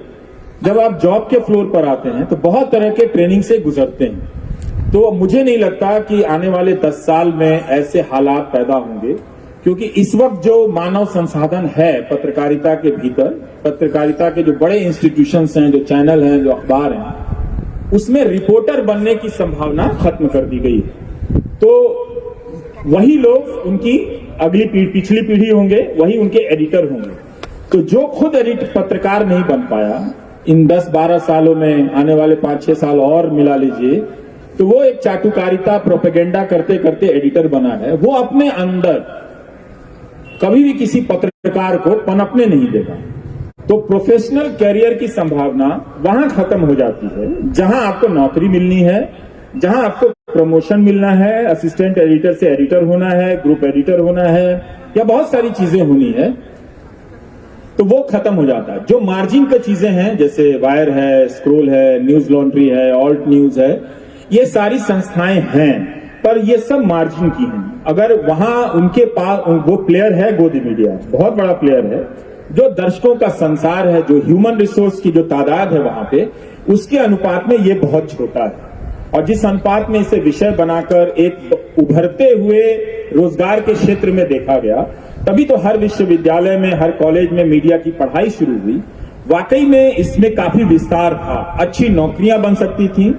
एक अच्छा पत्रकार जब जनता में अपनी साख बनाता है तो वो दूसरे पत्रकारों के लिए भी रोजगार के अवसर पैदा करता है। तो वो बेंचमार्क बनना बंद हो गया। अब आप सिर्फ धर्म के नाम पर चले आइए, धर्म के नाम पर किसी को गरियाते रहिए, दिन भर वही डिबेट कीजिए, तो इसमें पत्रकारिता क्या है? तो यही मैं बार बार कह रहा हूं कि भाई ये धर्म के नाम पे जो राष्ट्र बना रहे हैं, ये कम से कम, ये अगर आपके ब्रांड एम्बेसडर है न्यूज एंकर, तो माफ कीजिएगा, आप कम से कम अपने धर्म की अवधारणा को पहले आप ठीक कर लीजिए, वरना आप भी मतलब शर्मिंदा होते रहेंगे तो बहुत मुश्किल। ये नेगेटिव बात नहीं है, ये प्रैक्टिकल बात है। हाँ, अच्छी बात ये है कि बहुत सारे नौजवान यूट्यूब में, अब मालूम नहीं यूट्यूब में कब तक उन्हें करने दिया जाएगा। ये जो चांदनी रात है यूट्यूब की, वो कितने दिनों की है मालूम नहीं, 4 दिनों की है या 4 साल की है, क्योंकि वो बार बार एक अंग्रेजी का एंकर यूट्यूबर को ललकारने लगा है। हाँ, तो वो जान गया है कि यूट्यूबर से अब उसको खतरा मिल रहा है, क्योंकि एक टीवी चैनल से था वो खतरा खत्म हो गया है, तो अब यूट्यूबर से खतरा मिल रहा है। पर वहां पर पत्रकार बन रहे हैं, पर वो कितना बड़ा हस्तक्षेप कर पाएंगे, लड़ते लड़ते पसीने पसीने हो जाएंगे, ये उनके अपने योगदान, बलिदान और त्याग पर निर्भर करेगा। लेकिन सांस्थानिक मीडिया का स्वरूप अगले 10 साल तक नहीं बदलने वाला है, क्योंकि आप मालिक तो नहीं बदल सकते ना। संपादक तो जूते चाट रहा है, ये तो जूते के अलावा तलवे भी चाट रहे हैं जो मालिक हैं, जो बड़ी बड़ी गाड़ियों से घूमते हैं, कहीं डाबोस में चले जाते हैं, नया नया कोट सिलवा के ब्लैक वाला जो मिलता है, तो ये तो नहीं बदल पाएंगे। तो ये इतना ओनरशिप, इतना ह्यूमन रिसोर्स आप रिप्लेस नहीं कर पाएंगे। तो मीडिया के बगैर किसी नागरिक आंदोलन की कल्पना करना या नागरिकता की समझ में बदलाव की कल्पना करना बहुत मुश्किल काम है। उसके बगैर भी हो सकता है। वो करने के लिए सबको कुर्बानी देनी पड़ेगी, सबको उतनी ही मेहनत करने की जरूरत है। लेकिन एडवांटेज उनको रहेगा, हमेशा ही बढ़त उन्हें मिलेगी, क्योंकि कब्जा उनका है। और जो संसाधन है न्यूज देखने के, वो पैसे से आते हैं। अब तो बहुत सारे वेबसाइट सब्सक्रिप्शन वाले, इस बात का सबूत है कि आपके ऊपर ये नई पीढ़ी के लोगों की माइक्रोस्कोप से निगाह है। सवाल 2 आए हैं। एक में ये है कि रवीश जी, आप राहुल गांधी से लेकर अरविंद केजरीवाल तक को ट्विटर पर फॉलो करते हैं, नरेंद्र मोदी को क्यों नहीं फॉलो करते? लेकिन इससे ज्यादा मजेदार सवाल एक और विद्यार्थी ने किया, उसको मैं सलाम करता हूं। इन्होंने लिखा है कि रवीश जी, आप अनुष्का शर्मा को तो फॉलो करते हैं, विराट कोहली को क्यों नहीं फॉलो करते? एक सवाल ये भी है कि आपकी नरेंद्र मोदी से, अक्षय कुमार से तो मुलाकात हो गई नरेंद्र मोदी की, और आपने उस पर कुछ व्यंग भी किया, आपकी नरेंद्र मोदी से कब मुलाकात होगी? भाई वो देश के प्रधानमंत्री, इसका फैसला तो वही करेंगे, हम तो हमेशा तैयार हैं। पर अब मजा नहीं आएगा। देखिए, इंटरव्यू की एक प्रक्रिया होती है, इंटरव्यू का एक समय होता है, आप समय के साथ देते चलते हैं तो उस समय के सवाल होते हैं। अब 10 साल बाद सारे जो पुराने सवाल छूट जाएंगे और पूछने की भी अपनी सीमाएं हो जाएंगी कि क्या पूछें, कुछ तो समय तय रहेगा, तो वो सारी चीजें तो अब रहेगी नहीं। और दूसरी बात यह है कि क्या वो हिम्मत कर पाएंगे तो ये उन्हें तय करना है, मुझे नहीं तय करना। वो जो ट्विटर वाले सवाल थे, वो ट्विटर वाले मुझे तो लगता है कि मैं फॉलो करता हूं, और नहीं करता हूं तो ये कोई बड़ी बात नहीं, मैं कर सकता, मैं करता तो हूं, कोई एक हैंडल तो जरूर करता हूं, ऐसी बात तो नहीं। पर अगर किसी ने ये सवाल पूछा तो जरूर रिसर्च किया हो। तो अभी मैं संदेह का लाभ देना चाहूंगा। और अब ये जवाब, मैं क्रिकेट कम देखता हूं और तो इसलिए विराट कोहली को नहीं फॉलो करता, पर अनुष्का शर्मा को शायद मैं इंस्टा पे करता हूँ। अभी एक सेट है सवालों के जो भारत के अलग अलग हिस्सों के बारे में है, और रवीश जी से वो जानना चाहते हैं उनके बारे में। लेकिन मुझे लगता है कि रवीश जी को उन सवालों को जवाब देने का कारण नहीं बनता है। एक तो सवाल यह है कि ये बिहारी होना क्या अपमान की बात है, और स्टीरियोटाइप हो गया है चारों तरफ, और बिहारियों का बड़ा अपमान होता है, हमें क्या करना मैं है। इसका दूं जवाब। ये आप तो चूंकि खुद बिहारी हैं, इसलिए या तो आप भोजपुरी में बोलिए या इस सवाल को छोड़ दीजिए। नहीं, मैं बोलना चाहता हूँ, ये एक बात विक्टिमहुड वाली बात है ना। ये पंजाबी को भी लगता है, ये मद्रासी को भी लगता है, ये बिहारी को भी लगता है, और ये पूर्वोत्तर के लोगों को भी लगता है। तो ऐसा नहीं है कि केवल बिहारी के साथ ऐसा होता है।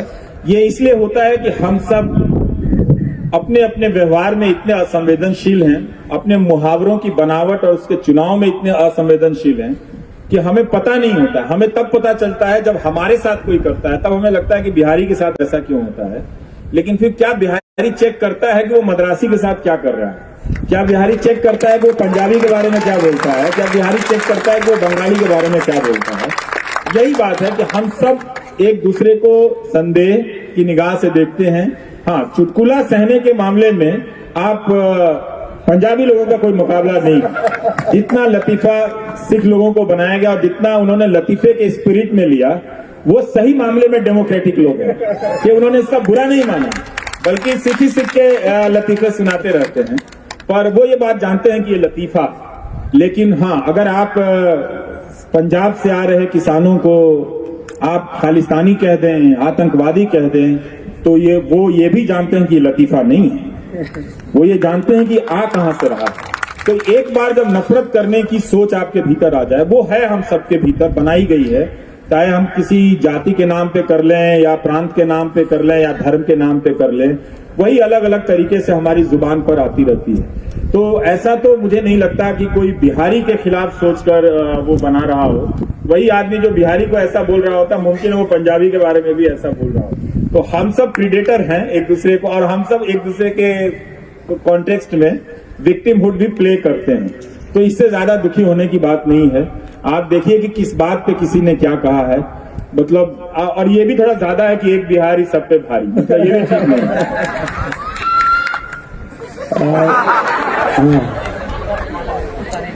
जी, एक लतीफा सुनाना चाहेंगे सबको। अभी रहने दो बेटा, अभी रहने दो, अभी रहने दो। ये एक लतीफा सुनाना चाहते हैं, लेकिन अभी रहने दो।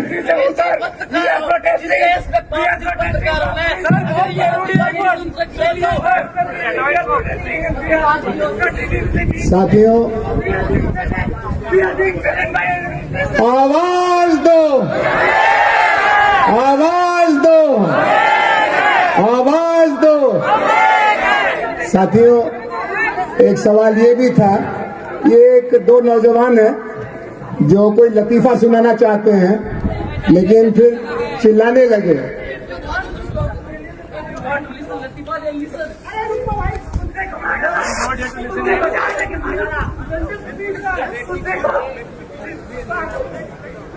कुछ कोई इस ये आप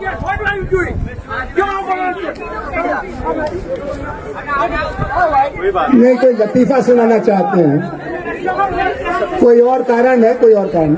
इनको आराम करने दीजिए, इनको पानी पिलाइए, इनको पानी पिलाइए। भाई ऐसे ऊपर थोड़ी आ जाएगा स्टेज पे। आइए, आओ, come here, come here, come here, come here, come here, come here, come here, come here. आओ तो इनको आने दो। आओ, IIMC में, Indian institute of mass communication में कोई प्रोटेस्ट हो रहा है, उसके बारे में कुछ कहना चाहते हैं।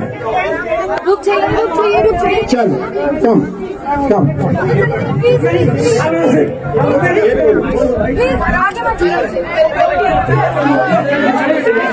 प्लीज आगे मत जाइए,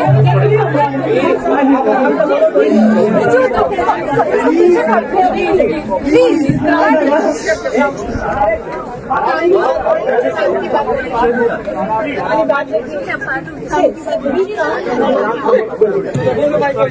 Ashutosh wants to say something in the public forum. Please बैठ जाओ। यहाँ नहीं, थोड़ा पीछे जाके यहीं पर बैठे हुए थे यहाँ पे। Please sit down and listen to him. We owe this to our colleagues, your peers at the IIMC. It's going live. As you can see, he's excited, but he wants all your support and he wants to let him say.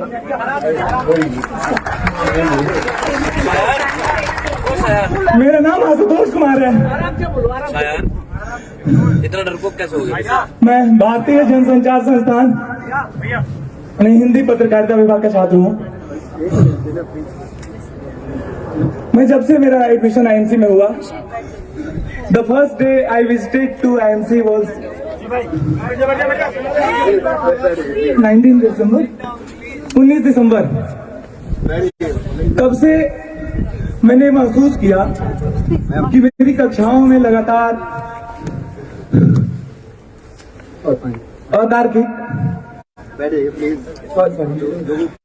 अवैज्ञानिक, धर्म केंद्रित इनके पत्रकारिता के जो communication theories होते हैं उसमें दिए गए दृष्टांत भी कहीं न कहीं भगवान, भाग्य, आशीर्वाद, अवतार, इन चीजों पे ही केंद्रित होते थे नेसेसरीली। इनकी बातें गैर संवैधानिक होती थी।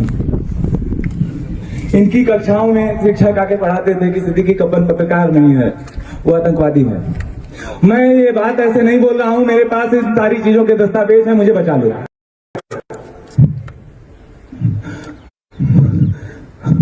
मेरे साथी हैं आकाश यादव, किधर है?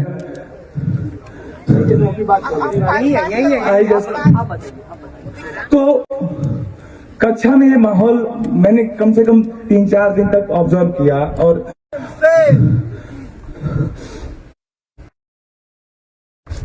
हमने कक्षा में सवाल करना शुरू किया। जब ये बोलते थे कि नारद पहला पत्रकार था, तो हम बोलते थे कि नारद का डेट ऑफ बर्थ बताओ। जब हम ये पूछते थे तो कक्षा के 60 छात्र हैं, हम 4 छात्र नहीं हैं। हम लोग जब शोएब हमारे क्लासमेट हैं, मैं इनके सामने कहना चाहता हूं, शोएब आजमगढ़ से आते हैं। शोएब को एक जी न्यूज का डीएनए का प्रोड्यूसर इनसे इंट्रोडक्शन लेता है। क्लास में इंट्रोडक्टरी वीक चल रहा होता है। I was not in class that time. बहुत सारी बातें हमारे मन में करोड़ों बातें हैं, या आई कैन काउंट।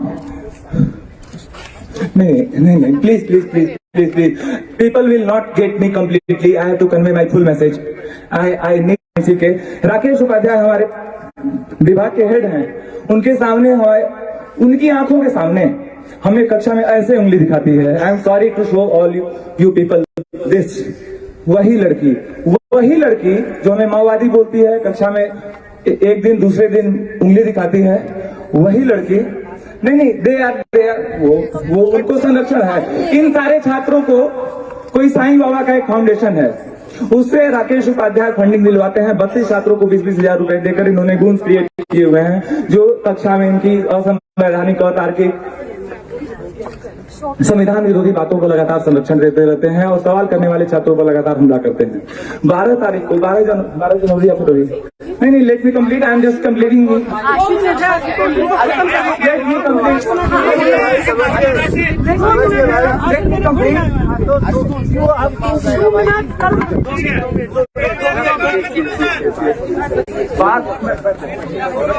हेलो। बातों को जब आप छोटे में जानने की इच्छा पाल लेंगे साथियों, तो बात पूरी नहीं हो पाती है। हम लोग आपके साथ हैं। नहीं, सुन लीजिए तो 2 मिनट और।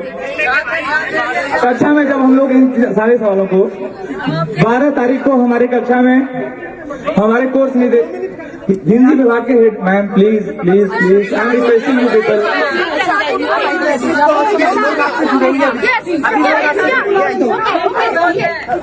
जब जामिया पे, एएमयू पे हमला होता है, संस्थानों पे हमले की कहानी है। बस मैं इतना कहना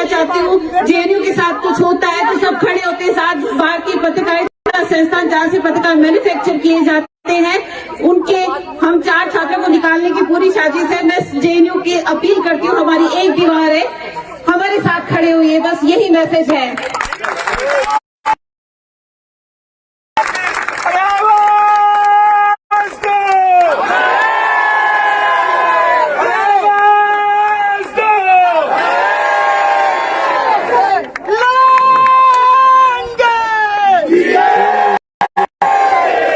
साथियों, अभी आप तो बाकी प्रश्नों का एक सवाल था जल्दी से, हाँ, रवीश जी अनुष्का से, वाला सवाल पूछ रहे थे आप। नहीं हो जाता वो तो विराट कोहली को उसका संतोषजनक उत्तर मिल गया। एक सवाल था कि चली गई, उस पर आपका क्या दृष्टिकोण रहा है? तो कश्मीर के बारे में भी जैसा आप जानते ही हैं, श्री रवीश कुमार उन पत्रकारों में से रहे हैं जो संविधान को तोड़ने मरोड़ने को हमेशा अनुचित मानते थे, चाहे वो कश्मीर हो चाहे मणिपुर हो। एक सवाल का इलाका है भारतीय मीडिया की सामाजिक संरचना और प्रतिनिधित्व को लेकर के, कि हमारी मीडिया में ओबीसी, एससी, एसटी रिप्रेजेंटेशन कम रहा है और एनडीटीवी भी उसका अपवाद नहीं था। मुझे लगता है कि उसको भी रवीश जी ले सकते हैं, लेकिन वो उनके ऊपर रहेगा, क्योंकि एनडीटीवी का जो निर्माण है, उसका जो संचालन है, वो रवीश जी खुद तो करते नहीं थे, लेकिन चूंकि उसके नेतृत्व का हिस्सा थे, तब और अब के प्रवेश में आपको इतना आपत्तिजनक क्या लगता है? तो ये कुछ सवाल थे जिनको आप देख लेंगे तो अच्छा रहे। एक बात ये भी थी कि 1 बजे यानी हम लोग का 12 बजे बातचीत शुरू हुई और 1:30 बजे तक पूरा कर ले हम लोग, तो रवीश जी के साथ न्याय होगा। हाँ। और इसलिए हम कोशिश करेंगे कि एक आध सवाल जो बहुत और भी ठीक है, जन आप मालिक हैं, जेएनयूटीए ने, छोड़ के बैठे हैं। हाँ, ये कार्यक्रम जेएनयूटीए ने हीलिंग बतौर पत्रकार और बतौर पर्यटक दोनों ही रूप से कश्मीर नहीं गया। नहीं, कभी नहीं गया। जम्मू गया हूँ, एक दिन कोई इलेक्शन था किसी साल, तो उस इलेक्शन डे के दिन जो कवरेज होता था कि मतदान कितना हुआ या वो कोई काउंटिंग डे रहा होगा, तो यही गया हूँ। और वैष्णो देवी के मंदिर गया हूँ, वो अलग बात है, उसको अगर आप घाटी में तो नहीं गया हूँ, लद्दाख गया हूँ। तो बतौर पत्रकार इसलिए नहीं गया कि जब आप एक न्यूज चैनल में काम करते हैं तो उसका फैसला कोई और कर रहा होता है कि कौन कहाँ जाएगा। तो वो एक पहले बीट सिस्टम होता है, बीट सिस्टम वो धीरे धीरे इस निष्कर्ष पर पहुंचाने में एक ही राजनीतिक दल की बात रही और उस राजनीतिक दल ने बहुत नियमित रूप से, बहुत परिश्रम से पहुंचाया। उसके समानांतर या उसके खिलाफ कोई दूसरी सोच क्या है, इसे पहुंचाने या परिश्रम दोनों विरोधी दल की राजनीतिक पार्टियां नहीं कर पाई। विरोधी दल की पार्टियां मतलब कांग्रेस, समाजवादी पार्टी या फिर बीएसपी हो या फिर आरजेडी हो या फिर जेडीयू। हालांकि जेडीयू का प्रस्ताव था राजनीतिक की वो धारा 370 हटाने, और मुझे लगा कि अब कब तक इंतजार करूंगा, तो जो सामने यूपी बिहार है उसी को ठीक से घूम लो। तो वो भी ठीक से नहीं घूमा तो मैं दिल्ली में ही घूमने लगा और मैं कहता था कि आज मैं कड़कड़डुमा जा रहा हूं तो मैं इसको छत्तीसगढ़ मान लेता हूं, आज मैं कापासेड़ा जा रहा हूं तो इसको मैं कश्मीर मान लेता हूं, आज मैं संगम खोड़ा जा रहा हूं तो मैं इसको गुजरात मान लेता हूं। तो दिल्ली के ही अलग अलग हिस्सों को कवर किया कि अपना समय बर्बाद करने से अच्छा है कि जो जाने। पर वो किसी वजह से प्रोफाइल ऐसी बनती चली गई कि लोग उम्मीद करने लगे कि आप यहाँ क्यों नहीं आए। हम तो पूर्वोत्तर भी नहीं गए, भेजे भी नहीं गए, ना गए वहां पे। तो मुझे वो भी, तो मैं मूलतः एक तरह से उत्तर भारत का बहुत सीमित भौगोलिक प्रदेश के अनुभव वाला पत्रकार हूँ, लेकिन वो कुछ ऐसा समय आया कि जिसने मुझे हर जगह स्थापित करता चला गया। तो प्रोफेशनल तरीके से नहीं गया मैं, और पर्सनल तरीके से नहीं गया क्योंकि जो काम कर रहा था वो काम, मेरा काम खराब हो सकता है सर और अच्छा भी हो सकता है, लेकिन काम मैंने डट के एकदम होता है कि एक मजदूर की तरह के ऊपर 10वीं मंजिल पे चढ़ा दिया गया, तो धूप हो या बारिश हो वो हथौड़ी चला रहा है छेनी कुदारी, मैंने उस तरह से काम किया। तो उस वजह से मुझे वक्त नहीं मिला कि मैं असम भी चला जाऊं घूमने के लिए, कश्मीर भी चला जाऊं घूमने के लिए। तो उन सारे वक्त में मैं यही छेनी हथौड़ी लेके चलाता रह गया। अब आपके इस जवाब पर ये यही कहना पड़ेगा कि देश की जनता करे पुकार। रवीश कुमार पृष्ठभूमि के लोग थे, मगर तो हमने इंतजार किया कि वो लोग खुद ही अपनी सामाजिक पहचान को जाहिर करें और अपनी कुलीनता से लड़ें, वो कीमत वो भी चुकाएं। लेकिन वो वैसे पदों पे रह के तो गए हैं, पर मूल रूप से वो उसे एक आर्थिक पब्लिक लैंग्वेज के लोग थे। तो वो उस भाषा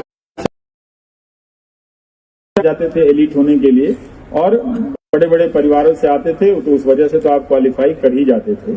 तो ये एक उसमें ये थी, मगर उन्होंने जो काम किया ये देखा जाना चाहिए। क्या उन्होंने सामाजिक संवेदनशीलता या इन मुद्दों को कम रिपोर्ट किया, कम उसके साथ ईमानदारी बरती? इसे बनाया भी नहीं गया, इसको कंपनसेट किया जा सकता था।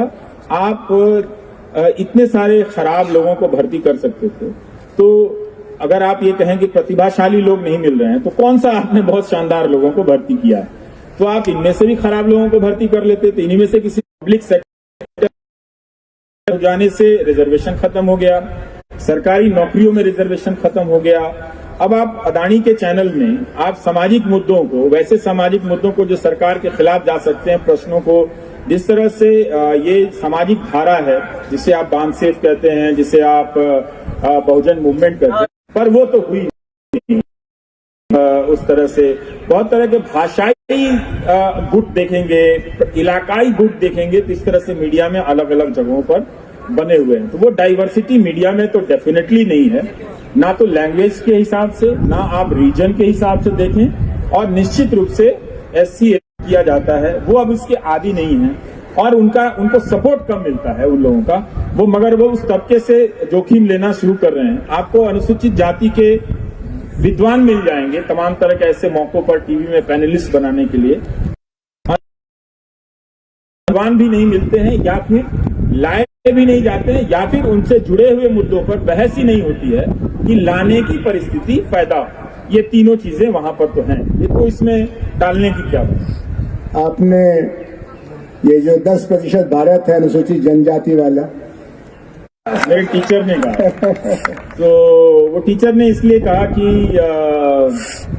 उन्होंने मेरी लिखावट देखकर कहा कि आपको पत्रकार होना चाहिए, आपको ट्रेनिंग लेनी चाहिए। तो उनके कहने के हिसाब से मैं इस रास्ते पे चला आया, क्योंकि एक चीज मुझे बहुत साफ समझ में आ गई थी कि मुझे अफसर नहीं होना चाहिए। तो उसकी मैंने कोशिश भी नहीं की, और मैं पत्रकार नहीं होता,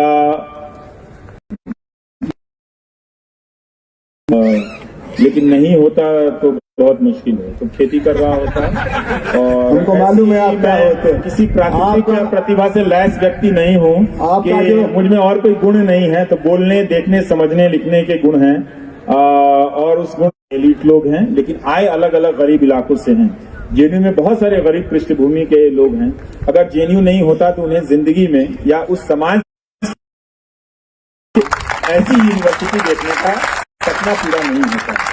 और बहुत अच्छी बात है कि ये यूनिवर्सिटी बची हुई है। हम चाहेंगे कि ये बची रहे, ताकि इसका होना दूसरों को कॉम्प्लेक्स डालता रहे, दर्द देता रहे कि जेएनयू ही क्यों है। पर ये तो इसका जवाब तो दूसरे लड़कियों को देना चाहिए था कि सिर्फ के चीजों से लोग भर्ती किए गए।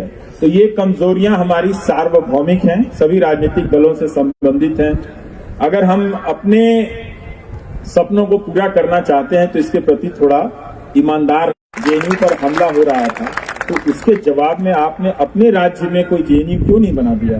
ये अगर आप बना देती तो हम और आप पर ज्यादा आशाओं की तरफ से देखते कि ठीक है, अगर यहाँ की वजह से लोकतंत्र का पतन हो रहा है तो वहां की वजह से लोकतंत्र के बाग में फूल पौधे लगाए जा रहे हैं। पर ऐसा अभी होता हुआ दिख नहीं रहा। ईमानदार हैं तो अभी आपको कई मुश्किलों और इम्तिहानों से गुजरना है। आपकी उम्र खप जाने वाली है। तो इसलिए आप सबको सोचना है कि आप जेएनयू में नहीं होते तो आप कहाँ होते यार। सिर्फ मुझे नहीं सोचना है कि मैं पत्रकार नहीं होता तो कहाँ होता। तो ये सवाल आपका भी होना चाहिए। पर अच्छी बात और लोगों को बता सकूंगा कि और कहीं ना जाओ, जेएनयू जरूर जाओ। यहाँ के विरोधी लोग भी गले लगाकर स्वागत करते हैं और ये फितरत आप बना के रखिए। हमारे बोलने से किसी की सत्ता हिल नहीं जाती, कुछ नहीं बदलता जेएनयू का भी। जेएनयू सुंदर